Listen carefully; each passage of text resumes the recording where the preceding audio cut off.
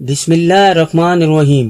شروع کرتا ہوں اللہ کے نام سے جو بڑا مہربان اور نہایت رحم والا ہے۔ حضرت معاذ بن جبل رضی اللہ عنہ بیان کرتے ہیں، ایک روز رسول اللہ صلی اللہ علیہ وآلہ وسلم ہمیں نماز فجر پڑھانے کے لیے تشریف نہ لائے۔ قریب تھا کہ ہم سورج طلوع ہونے کا مشاہدہ کر لیتے، پھر آپ بہت تیزی سے تشریف لائے، چنانچہ نماز کے لیے اقامت کہی گئی۔ رسول اللہ صلی اللہ علیہ وآلہ وسلم نے اختصار کے ساتھ نماز پڑھائی۔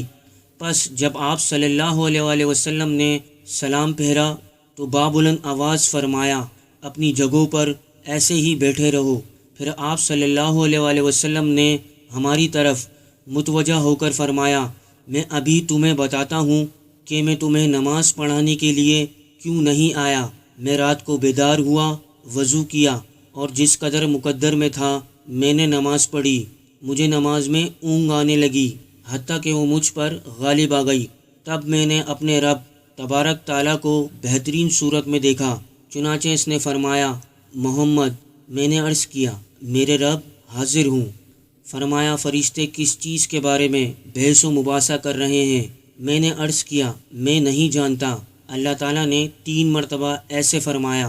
آپ صلی اللہ علیہ وآلہ وسلم نے فرمایا، میں نے اسے دیکھا، اس نے اپنا ہاتھ میرے کندھوں کے درمیان رکھا، حتیٰ کہ میں نے اس کی انگلیوں کے پوروں کی ٹھنڈک اپنے قلب و صدر میں محسوس کی اور میرے سامنے ہر چیز واضح ہو گئی۔ پھر رب تعالیٰ نے فرمایا، محمد۔ میں نے عرض کیا، میرے رب میں حاضر ہوں۔ مقرب فرشتے کس چیز کے بارے میں بحث و مباحثہ کر رہے ہیں؟ میں نے عرض کیا، گناہ مٹا دینے والے اعمال کے بارے میں۔ فرمایا، وہ کیا ہیں؟ میں نے عرض کیا، با جماعت نماز پڑھنے کے لیے چل کر جانا، نماز کے بعد مساجد میں بیٹھے رہنا، ناگواری کے باوجود اچھی طرح وضو کرنا۔ فرمایا، پھر وہ کس چیز کے بارے میں بحث کر رہے ہیں؟ میں نے عرض کیا، درجات کے بارے میں۔ فرمایا، وہ کیا ہیں؟ میں نے عرض کیا، کھانا کھلانا، نرمی سے بات کرنا اور جب لوگ سو رہے ہوں نماز تہجد پڑھنا۔ فرمایا، کچھ مانگ لیں۔ آپ صلی اللہ علیہ وآلہ وسلم نے فرمایا، میں نے عرض کیا، اے اللہ، تجھ سے نیک اعمال بجا لانے، برے کام چھوڑ دینے اور مساکین سے محبت کرنے کی توفیق مانگتا ہوں، اور یہ کہ تو مجھے بخش دے اور مجھ پر رحم فرما، اور جب تو کسی قوم کو فتنے سے دوچار کرنا چاہے تو مجھے اس میں مبتلا کیے بغیر فوت کر دینا۔ تجھ سے محبت کرنے والوں کی محبت اور ایسے عمل کی محبت کا سوال کرتا ہوں جو مجھے تیری محبت کے قریب کر دے۔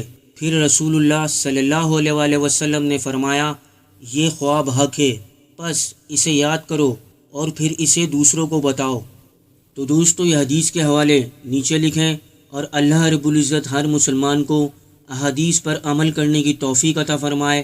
فیس بک اور واٹس ایپ پہ ضرور شیئر کریں، اور چینل کو اگر سبسکرائب نہیں کیا ہے تو سبسکرائب کر لیں۔ السلام علیکم۔